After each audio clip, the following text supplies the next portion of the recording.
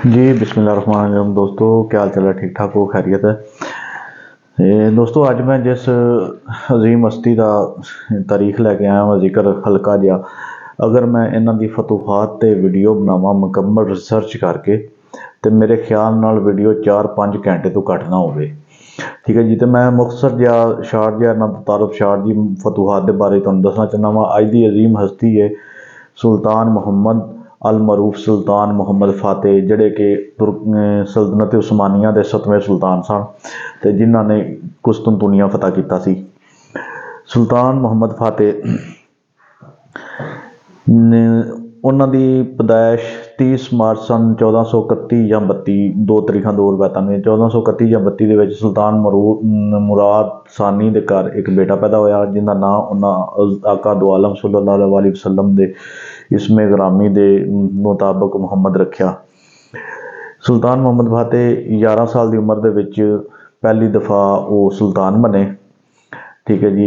तो सुल्तान तख्त ते उन्होंने खुद उन्होंने वाल साहब ने बिठाया। उस तो बाद 16 साल की उम्र के दुश्मनों के खतरे के पेश नज़र उन्होंने दोबारा तख्त तो उतार के ते अमसिया का गवर्नर ला दिता, जिन्हों का उन्होंने सुल्तान मुहम्मद फातेह ने बुरा भी मनाया, लेकिन अपने वालद के एहतराम ते रवायात को मद्देनज़र रखद्या होया वो कुछ बोल ना सके।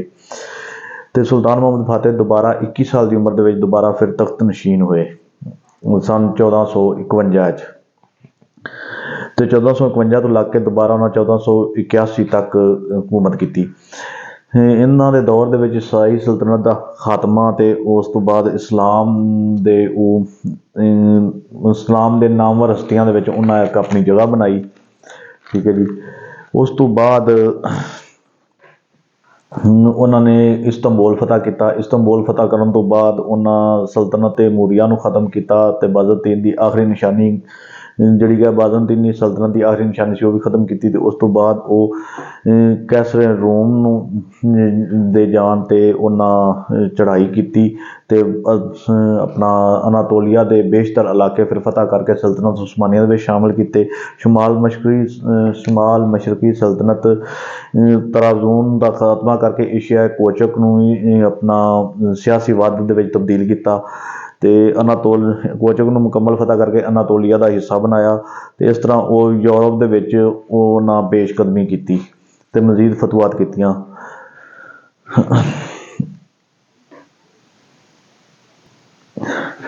सुल्तान मुहम्मद ने ईंत गलाता दे कैफे के इलाके फतह किए, तो सल्तनत उस्मानिया के अपना हिस्से उन्होंने सल्तनत उस्मानिया नाल शामिल किया, उन्होंने हिस्से बनाए।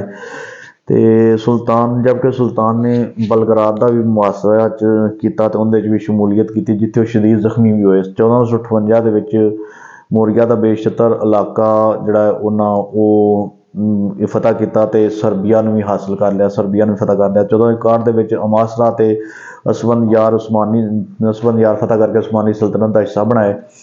उस तो बाद वो यूनानी तराजून जी आखिरी यूनानी सल्तनत सी, उनका भी यूनानी तराजून का भी खात्मा कर दिता। 1462 रोमानिया पाइची ते मितली भी अजीम सल्तनत का 1462 रोमानिया ते पाइची ते मितली ने भी फतह करके अजीम सल्तनत उस्मानिया के शामिल किए। तो उस तो बाद जनाब अनातोलिया ते कुस्तुनतुनिया की फतूहात तो बाद उन्हें केतल करार, उस तो बाद उन्होंने इन्होंने केतल ते करार की फतह तो बाद यूरोप वाल पेशकदमी की। उत्थे उन्होंने ज़ाबक रोमी सल्तनत फतह करके उस्मानिया सल्तनत के परचम के थले लिया। तो उस तो बाद 1480 के इटली ते हमला कर दिता, जिन्ना मकसद रोम ते हमला करके तो सन 751 तो रोम ते हमला किया, तो जोड़ा कि सन 751 तो बाद पहली मरतबा रोमी सल्तनत को यकजा कर रहा सी।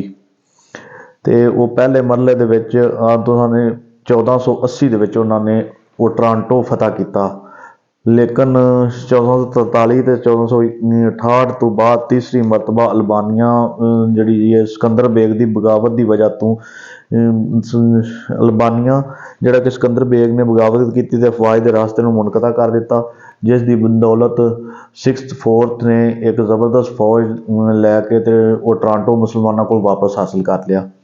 यानी कि वो टोरंटो जिहड़ा कि फतह किया सी सुल्तान मुहम्मद फाते ने, वो जिहड़ा सी एक ईसाई जरनैल 64th चहारम जिहड़ा सी उन्हें एक जबरदस्त फौज लिया के चढ़ाई की, तो वो टोरंटो जिहड़ा इटली का शहर से, इटली का इलाका जिहड़ा दोबारा वो मुसलमानों के हत्थों चला गया। तो दूसरी साइड ते सुल्तान मुहम्मद फाते ने बलकान की तमाम छोटियां रियासतों को फतह कर लिया, तो मशरकी यूरोप वाल बलगराद तक पहुँच गए, जिथे 1456 बलगराद का मुहासरा किया, तो मुहासरा तो किया मगर जो हुण हुनियाडे के खिलाफ कामयाब ना हो सके। तो नाजरीन, जो हुनियाडे जिहड़ा सी एक जिहदे ते अंग्रेज़ों ने फिल्मां भी बनाईयां ने, अक्सर मतलब पुरानियां कदीम सलीबी रोमन फिल्मां वो बनियां ने, तो जिन्हें विच एक ट्राए दे विच भी उनका जिक्र आंदा हल्का जिहा। उस तो बाद एक होर सलीबी फिल्म सी, 2 फिल्मां च मैं उनका जिक्र पढ़िया, ये जो हुनियाडे दे बारे च। नाजरीन, तरीक दसदी है कि 1462 के सुल्तान का ड्रैकोला थर्ड के नाल भी मतलब टकराव होया। ड्रैकोला वो नहीं जिहड़ा फिल्मां च आंदा है, ड्रैकोला एक बादशाह सी जिहड़ा हंगरी अंपायर का सी, ते वो इन्ना को खूनकार ते इन्ना को जालम सी कि वो लकड़ी दियां लंबियां मिखा बना के ते मुसलमानां नूं उन्हां दे उत्ते लाशां नूं टंग दिंदा सी, उन्हां दे सीनिਆਂ ਦੇ ਵਿੱਚੋਂ आर पार करके ते उत्ते टंगे रहंदे सन, उत्तों ही ਕਾਂ कव्वे ਜਾਂ चीलां उन्हां नूं खांदे सन। फिर 1475 ਦੇ उस्मानिया की बिसलोई ਵਿੱਚ मालदोवा ਦੇ ਨਾਲ ਜਿਹੜੀ जंग हुई, जिंदे स्टीफे आजम के हत्थों इन्हां नूं उस्मानिया नूं शिकस्त हो गई।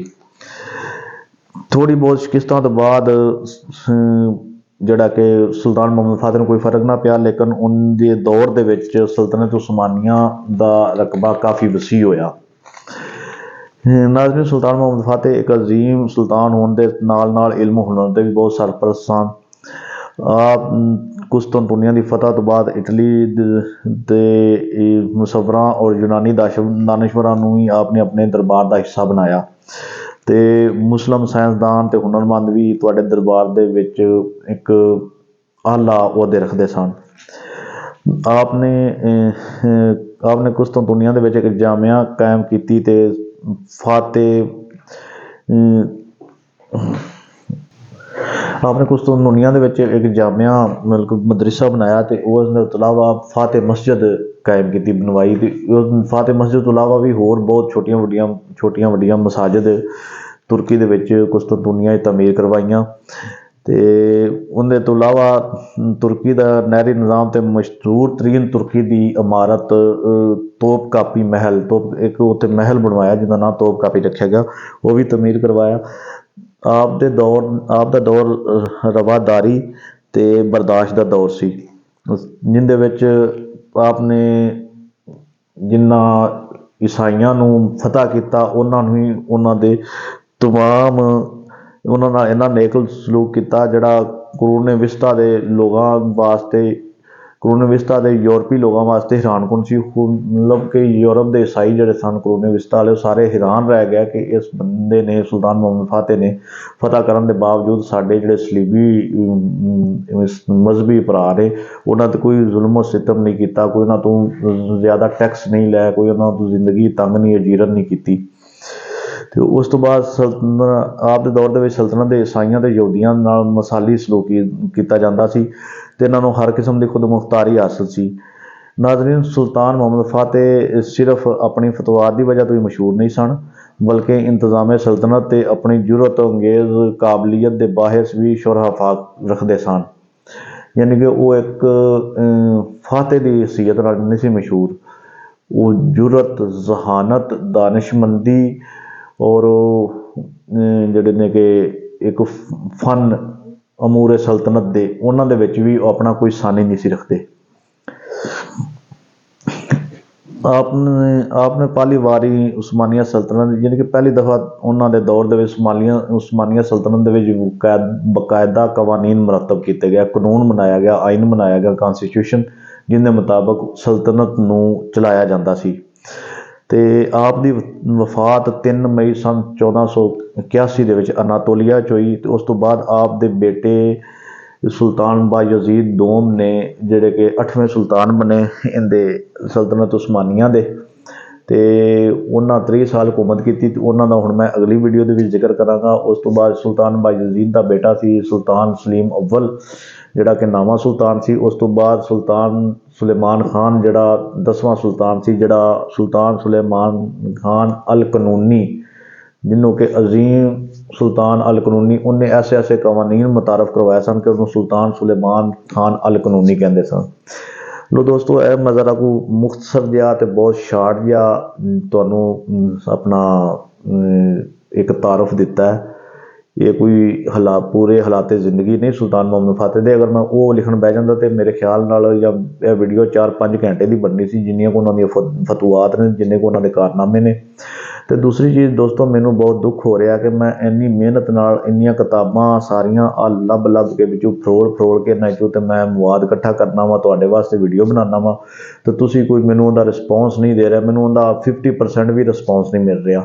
ਮੈਨੂੰ 25% ਵੀ ਮਿਲ ਜਾਏ ਤਾਂ ਮੈਂ ਸਮਝਿਆ ਕਿ ਮੇਰੀ ਮਿਹਨਤ ਜਿਹੜੀ ਹੈ ਰੰਗ ਲੈ ਆਈ ਹੈ। ਮੇਰਾ ਇਹ ਵੀਡੀਓ ਬਣਾਉਣ ਦਾ ਮਕਸਦ ਹੁੰਦਾ ਹੈ ਕਿਉਂਕਿ ਹਜ਼ੂਰ ਆਕਾ ਦੋ ਆਲਮ ਸਰਕਾਰ ਦੀ ਹਦੀਸ ਮੁਬਾਰਕ ਹੈ ਕਿ ਇਲਮ ਸਿੱਖੋ ਤੇ ਇਲਮ ਸਿਖਲਾਓ। ਜਿਹੜੀ ਚੀਜ਼ ਮੇਰੇ ਕੋਲ ਇਲਮ ਆ ਗਈ, ਮੇਰੇ ਕੋਲ ਅਮਾਨਤ ਹੈ ਕਿ ਮੈਂ ਤੁਹਾਡੇ ਤੱਕ ਪਹੁੰਚਾਵਾਂ। ਲੇਕਿਨ ਜਦੋਂ ਮੈਂ ਤੁਹਾਡੇ ਤੱਕ ਪਹੁੰਚਾਉਣਾ ਵਾ, ਤੁਹਾਡਾ ਕੰਮ ਹੈ ਕਿ ਮੇਰੀ ਵੀਡੀਓ ਪੂਰੀ ਦੇਖੋ ਤੇ ਮੈਨੂੰ ਜਿਹੜੀ ਮੇਰੇ ਹੌਸਲਾ ਅਫਜ਼ਾਈ ਕਰੋ। ਅੱਜ ਮੇਰਾ ਦਿਲ ਕਾਫੀ ਟੁੱਟਿਆ, ਅੱਜ ਮੈਂ ਬਹੁਤ ਦੁਖੀ ਹੋਇਆ ਵਾਂ ਆਪਣੀ ਵੀਡੀਓਜ਼ ਵੇਖ ਕੇ ਤੇ ਵਿਊਜ਼ ਵੇਖ ਕੇ ਕਿ ਮੈਂ ਵੀਡੀਓ ਬਣਾ ਕੇ ਤੇ ਮੈਂ ਪੋਸਟ ਕਰਨਾ ਵਾ, ਤੇ ਪੋਸਟ ਕਰਨ ਤੋਂ ਬਾਅਦ ਮੈਂ ਹਰ ਜਗ੍ਹਾ ਤੇ ਹਰ ਪਲੇਟਫਾਰਮ ਤੇ ਇਹਦਾ ਲਿੰਕ ਸ਼ੇਅਰ ਕਰਨਾ ਤਾਂ ਕਿ ਤੁਹਾਨੂੰ ਲੱਭਣ ਦੇ ਵਿੱਚ, ਪੜ੍ਹਨ ਦੇ ਵਿੱਚ ਆਸਾਨੀ ਹੋਵੇ। ਲੇਕਿਨ ਤੁਸੀਂ ਇਹ ਪੜ੍ਹਨ ਦੀ ਵੀ ਤਕਲੀਫ ਜਾਂ ਜ਼ਹਿਮਤ ਨਹੀਂ ਕਰ ਰਹੇ, ਠੀਕ ਹੈ। ਤੇ ਮੈਨੂੰ ਅੱਜ ਬਹੁਤ ਮੈਂ ਦਿਲ ਬਰਦਾਸ਼ਤਾ ਹੋਇਆ। ਇੱਕ ਦਫਾ ਤੇ ਮੈਂ ਬਿਲਕੁਲ ਇਰਾਦਾ ਕਰ ਰਿਹਾ ਸੀ ਕਿ ਮੈਂ ਵੀਡੀਓ ਬਣਾਉਣਾ ਹੀ ਛੱਡ ਦਿਆਂ, ਲੇਕਿਨ ਫਿਰ ਮੈਂ ਸੋਚਿਆ ਕਿ ਨਹੀਂ, ਹੋ ਸਕਦਾ ਹੈ ਕਿ ਹਰ ਬੰਦਾ ਥੋੜ੍ਹਾ ਬਹੁਤ ਮਸਰੂਫੀਅਤ ਹੁੰਦੀਆਂ ਨੇ ਜ਼ਿੰਦਗੀ ਦੀਆਂ, ਤੇ ਕੋਈ ਨਾ ਕੋਈ ਟਾਈਮ ਕੱਢ ਕੇ ਕੋਈ ਨਾ ਕੋਈ ਵੇਖ ਲੈਗਾ। ਤੇ ਲਿਹਾਜ਼ਾ ਬਰਾਏ ਮਿਹਰਬਾਨੀ ਵੀਡੀਓ ਪੂਰੀ ਵੇਖਿਆ ਕਰੋ ਤੇ ਵੀਡੀਓ ਵੇਖਣ ਤੋਂ ਬਾਅਦ ਕਮੈਂਟ ਵੀ ਕਰਿਆ ਕਰੋ ਕਿ ਵੀਡੀਓ ਤੁਹਾਨੂੰ ਅੱਛੀ ਲੱਗੀ ਜਾਂ ਨਹੀਂ ਲੱਗੀ, ਜਾਂ ਵੀਡੀਓ 'ਚ ਕੀ ਖਾਮੀਆਂ ਨੇ, ਠੀਕ ਹੈ ਜੀ। ਅਗਰ ਕੋਈ ਐਸੀ ਚੀਜ਼ ਵੀਡੀਓ ਦੇ ਵਿੱਚ ਜਿਹੜੀ ਕਿ ਤੁਸੀਂ ਸਮਝਦੇ ਹੋ ਕਿ ਮੇਰੇ ਕੋਲ ਉਹ ਮਾਲੂਮਾਤ ਗਲਤ ਨੇ, ਤੇ ਉਹ ਮੇਰੇ ਨਾਲ ਸ਼ੇਅਰ ਕਰੋ, ਕਮੈਂਟ ਕਰੋ, ਤਾਂ ਕਿ ਮੈਂ ਉਸ ਚੀਜ਼ ਤੋਂ ਫਿਰ ਦੁਬਾਰਾ ਤੋਂ ਵੀਡੀਓ ਬਣਾਵਾਂ। ਇੱਕ ਨਵੀਂ ਤਹਿਕੀਕ ਕਰਕੇ ਨਵੀਆਂ ਕਿਤਾਬਾਂ ਤੁਹਾਡੀ ਗੱਲਾਂ ਨੂੰ ਵੀ ਮੱਦੇਨਜ਼ਰ ਰੱਖ ਕੇ, ਕਿਉਂਕਿ ਮੇਰੀ ਤਾਂ ਸਾਰੀ 40-42 ਸਾਲ ਉਮਰ ਹੈ। ਮੈਂ ਕੋਈ ਅੱਜ ਤੋਂ 1000 ਸਾਲ ਪਹਿਲੇ ਤਾਂ ਜੰਮਿਆ ਕੋਈ ਨਹੀਂ ਸੀ ਕਿ ਮੈਂ ਹਰ ਚੀਜ਼ ਵੇਖੀ ਹੋਵੇ ਤਾਂ ਤੁਹਾਨੂੰ ਬਿਲਕੁਲ ਐਕੂਰੇਟ ਉਹਦੀ ਸ਼ਹਾਦਤ ਦੇਵਾਂ। ਮੇਰੇ ਕੋਲ ਵੀ ਕਿਤਾਬਾਂ ਹੀ ਪਈਆਂ ਜਿਹੜੀਆਂ ਮੁਖਤਲਿਫ ਤਰੀਖਦਾਨਾਂ ਦੀਆਂ ਨੇ, ਜਿਨ੍ਹਾਂ ਲਿਖੀਆਂ ਨੇ, ਜਿਨ੍ਹਾਂ ਦੇ ਵਿੱਚ ਈਵਨ ਕਿ ਟਰਕਸ਼ ਜਿਹੜੇ ਹਿਸਟੋਰੀਅਨ ਨੇ ਉਹਨਾਂ ਦੀਆਂ ਵੀ ਮਤਲਬ ਕਿਤਾਬਾਂ ਕੁਛ ਐਸੀਆਂ ਨੇ ਕਿ ਜਿਨ੍ਹਾਂ ਦਾ ਉਰਦੂ ਤਰਜਮਾ ਹੋ ਚੁੱਕਿਆ, ਜਿਹਦੇ ਵਿੱਚ ਇਹ ਤੁਸੀਂ ਇੱਕ ਦੇਖ ਲਓ ਕਿ ਅਰਤੁਗਰਲ ਗਾਜ਼ੀ ਦੀ ਕਿਤਾਬ ਹੈ, ਠੀਕ ਹੈ ਜੀ। ਇਹ ਮੈਨੂੰ ਮੇਰੇ ਵਾਲਦ ਸਾਹਿਬ ਕੋਲੋਂ ਗਿਫਟ ਮਿਲੀ ਹੈ ਤੇ ਇਹਦੇ ਵਿੱਚ ਵੇਖੋ ਨਾ ਮੁਖਤਲਿਫ ਕਿਤਾਬਾਂ ਦੇ ਹਵਾਲੇ ਨਾਲ ਸਾਰੀਆਂ ਤਸਵੀਰ ਨੇ ਉਸ ਦੌਰ ਦੇ ਵੀ। ਇਹ ਮਤਲਬ ਹੱਥ ਨਾਲ ਬਣਾਈ ਹੋਈ ਅਰਤੁਗਰਲ ਗਾਜ਼ੀ ਦੀ ਇੱਕ ਪੇਂਟਰ ਦੀ ਤਸਵੀਰ ਹੈ, ਜਿਹੜੀ ਕਿ ਪੇਂਟਰ ਨੇ ਹੱਥ ਨਾਲ ਬਣਾਈ ਸੀ ਉਸ ਦੌਰ ਵਿੱਚ, ਯਾਨੀ ਕੈਮਰੇ ਤੋਂ ਉਸ ਦੌਰ ਵਿੱਚ ਹੈਸਨ ਨਹੀਂ ਸੀ। ਤੇ ਇਹ ਜਨਾਬ ਦੇਖ ਲਓ ਗਾਜ਼ੀ ਸਾਹਿਬ ਦਾ, ਅਰਤੁਗਰਲ ਗਾਜ਼ੀ ਸਾਹਿਬ ਦਾ ਮਜ਼ਾਰ ਹੈ, ਠੀਕ ਹੈ ਜੀ, ਉਹਦੀ ਤਸਵੀਰ ਹੈ।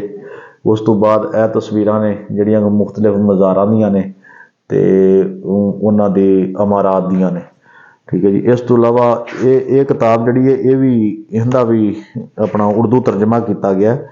ਇਹ ਕਬਰਾਂ ਨੇ, ਇਹ ਹਲੀਮਾ ਸੁਲਤਾਨ ਦੀ ਕਬਰ ਹੈ, ਠੀਕ ਹੈ ਜੀ। ਇਹ ਨਾਲ ਉਹਨਾਂ ਦੇ ਇੱਕ ਅਰਤੁਗਰਲ ਗਾਜ਼ੀ ਸਾਹਿਬ ਦੇ ਮੇਰੇ ਖਿਆਲ ਭਾਈ ਨੇ, ਇਹ ਦੂਸਰੇ ਵੀ ਥੱਲੇ ਹਲੀਮਾ ਸੁਲਤਾਨ ਦੀਆਂ ਨੇ ਕਬਰਾਂ, ਉਹਨਾਂ ਨਾਲ ਮਨਸੂਬ ਕੀਤੇ ਜਾਂਦੇ ਨੇ ਇਹ ਮਜ਼ਾਰ, ਠੀਕ ਹੈ।